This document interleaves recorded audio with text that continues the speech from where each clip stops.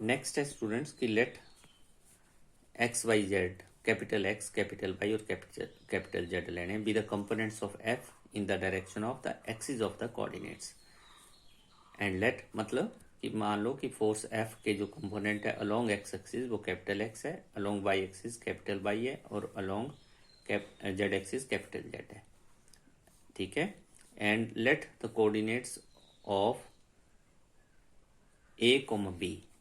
अब ये जो ऊपर आपने डिस्प्लेसमेंट ली, मान लो ये डिस्प्लेसमेंट हम कोऑर्डिनेट्स में ले लेते हैं यहाँ पे। ठीक है, स्पेस में ले ली डिस्प्लेसमेंट, तो स्पेस में फिर हमने फोर्स का कंपोनेंट ले लिया in direction of X Y Z axis, वो हैं capital X, capital Y and capital Z. And the coordinates of A comma B, B की जो पॉइंट ए एंड बी हैं उनके कोऑर्डिनेट्स जो हैं कि ए पॉइंट का कोऑर्डिनेट्स हैं small X, small Y and small Z, और ए पॉइंट जो है वो डिस्प्लेस होकर बी पॉइंट पे जा रहा है।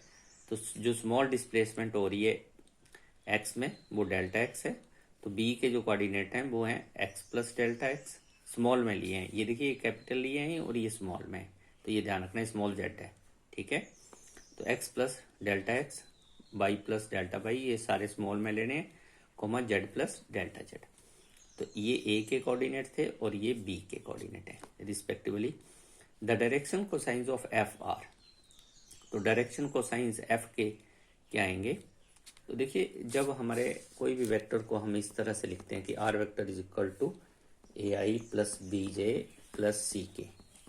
ठीक है, तो ये जो ए बी सी होते हैं ये होते हैं यहाँ पे डायरेक्शन रेशियोज।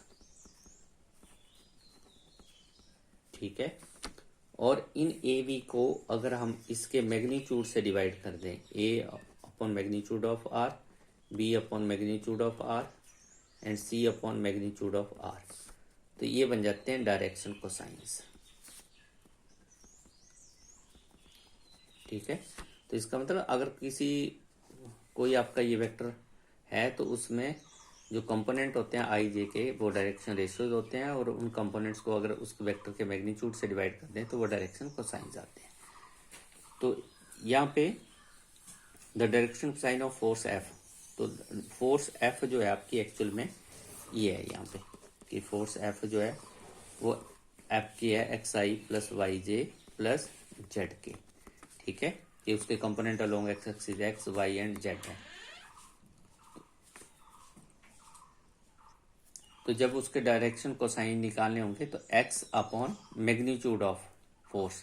ठीक है, तो ये अगर इसको वेक्टर की फॉर्म ले लें कि एफ वेक्टर आपका ये है, तो इसका मैग्नीट्यूड होगा जिसके ऊपर आपने वेक्टर नहीं लगाया होगा, तो एक्स अपॉन एफ, ये आपके X Y Z direction ratio हो गए, और X upon magnitude of F जिसको आप बिना ऊपर वेक्टर के लिखेंगे तो X Y F, Y Y F and Z Y F, कि ये जो एक्स वाई जेड था उनको उसके मैग्नीट्यूड से डिवाइड कर दिया।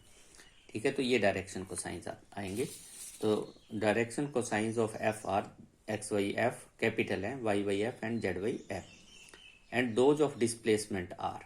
वैसे ही आप डिस्प्लेसमेंट ए बी, अब ए के कोऑर्डिनेट है ये है आपके एक्स वाई जेड और बी के ये हैं, तो ए बी डिस्प्लेसमेंट जो होगी वो आपकी होगी delta x I plus delta Y जे, की ए बी वेक्टर जो है आपका वो ये आ गया delta x I plus delta Y J plus delta Z K. ठीक है, तो इसके जब डायरेक्शन को साइन निकालेंगे तो क्या आएंगे कि direct delta X upon magnitude of A B, तो मैग्नीट्यूड ऑफ ए बी जो है हमने माना है डेल्टा एस, तो delta X upon delta S comma delta Y upon magnitude of A B vector का मैग्नीट्यूड ऊपर हमने डेल्टा एस माना है, and delta Z upon delta S, तो यही हमने लिखा हुआ है। ठीक है, तो ये आपकी फिर बन गई कि एक लाइन आपकी ये है, एक लाइन ये है, एक के डायरेक्शन को साइन दिए हुए हैं और दूसरे के भी डायरेक्शन को साइन दिए हुए हैं।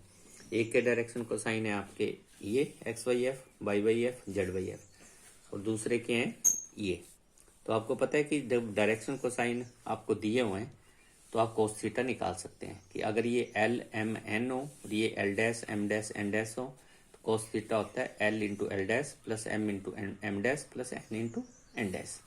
तो जो कॉस थीटा है वो बना आपका L into L dash this into this plus this into this plus this into this. तो ये हमने सिंपल फार्मूला लगा दी डायरेक्शन को साइंस, दो लाइंस के डायरेक्शन को साइंस से कॉस थीटा निकालने का, ठीक है। And therefore work done by F in the displacement A B. तो वर्क डन को हम कंपोनेंट्स की फॉर्म में कैसे लिख सकते हैं फिर कि डेल्टा डब्ल्यू था आपका F cos theta into delta S, ठीक है। अब कॉस थीटा की वैल्यू आपने ये पुट कर देनी ऊपर से, तो एफ डेल्टा एस अलग कर दिए मैंने और कॉस थीटा आपका ये आप पुट कर दिया, ठीक है।